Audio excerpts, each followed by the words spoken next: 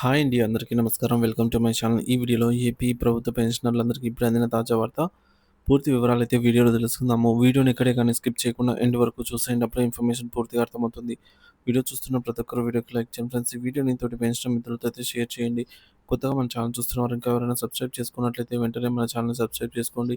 దీని ద్వారా నేను చేసే లేటెస్ట్ వీడియోస్ అన్నీ మీ వరకు రీచ్ అవుతాయి. ఇక ఆలస్యం చేయకుండా వివరాల్లోకైతే వెళ్ళిపోదాము.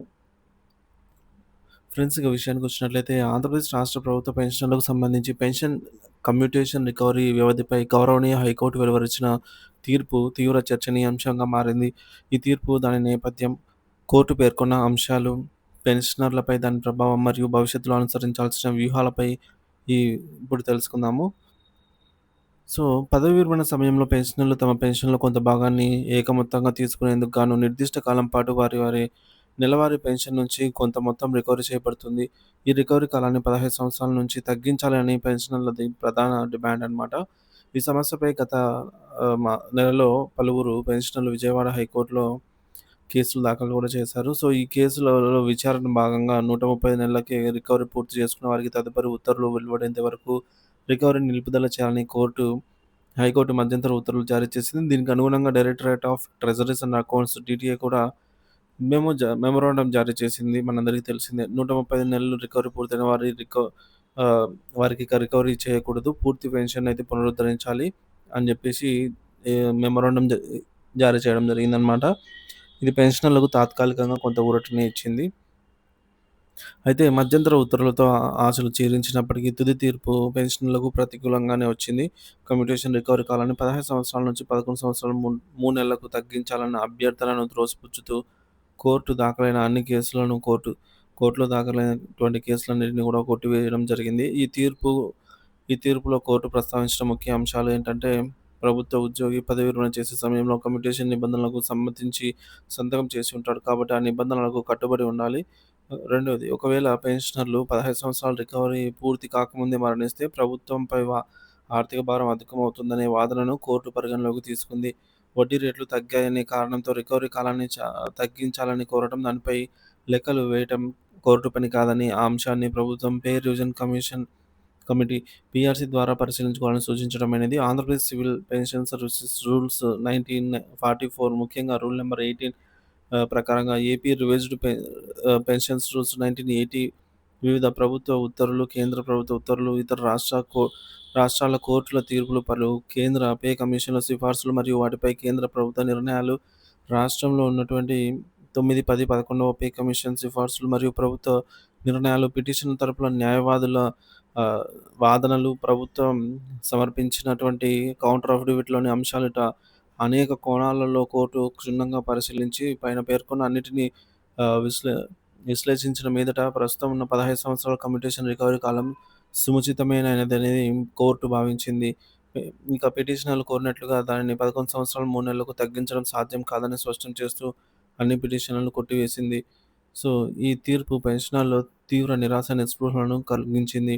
గతంలో 135 నెలలు దాటిన వారి నుండి రికవరీ నిలుపుదల చేస్తూ ప్రభుత్వం జారీ చేసిన సర్క్యులర్ ఉత్తర్వులు కూడా ఈ కారణంగా రద్దు అయ్యే అవకాశం ఉంది. సో, దీని ఫలితంగా 135 నెలలు దాటిన తర్వాత 15 సంవత్సరాల లోపు రికవరీ నిలుపుదల చేపట్టిన వారి నుంచి మళ్ళీ తిరిగి రికవరీ చేసే ప్రమాదం పొంచి ఉంది.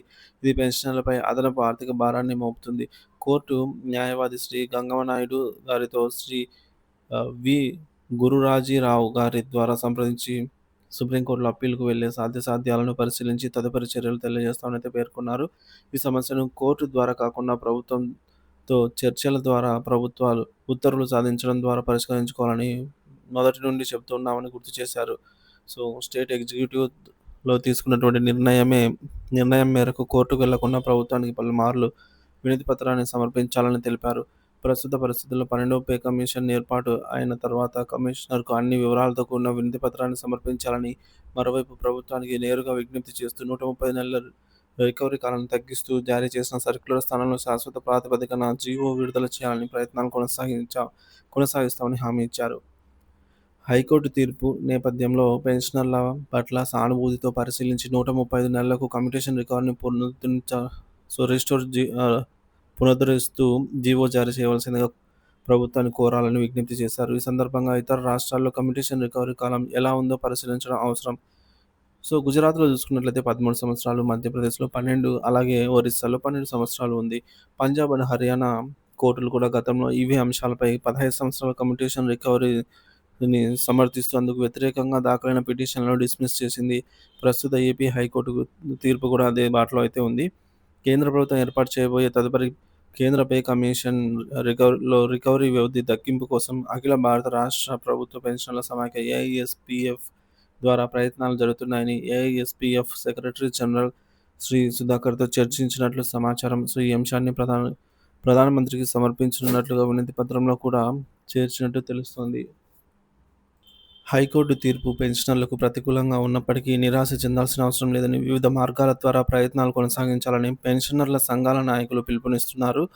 ప్రభుత్వంతో చర్చలు, తదుపరి పే కమిషన్‌కు విజ్ఞప్తులు మరియు అవసరమైతే సుప్రీంకోర్టును ఆశ్రయించడం వంటి ప్రత్యామ్నాయాలు ఉన్నాయి. ఇతర రాష్ట్రాల అనుభవాలు, కేంద్ర ప్రభుత్వ పరిణామాలు కూడా భవిష్యత్ కార్యాచరణకు దిశానిర్దేశం చేస్తాయి. ఆలస్యమైనప్పటికీ పెన్షనర్ల న్యాయమైన కోరిక నెరవేరుతుందనైతే ఆశిద్దాం. ప్రభుత్వాలు కూడా పెన్షనర్ల ఆర్థిక ఇబ్బందులను, వారి సుదీర్ఘ సేవలను పరిగణలోకి తీసుకొని మానవతా దృక్పథంతో ఈ సమస్యను పరిశీలించాల్సిన అవసరం ఎంతైనా ఉంది.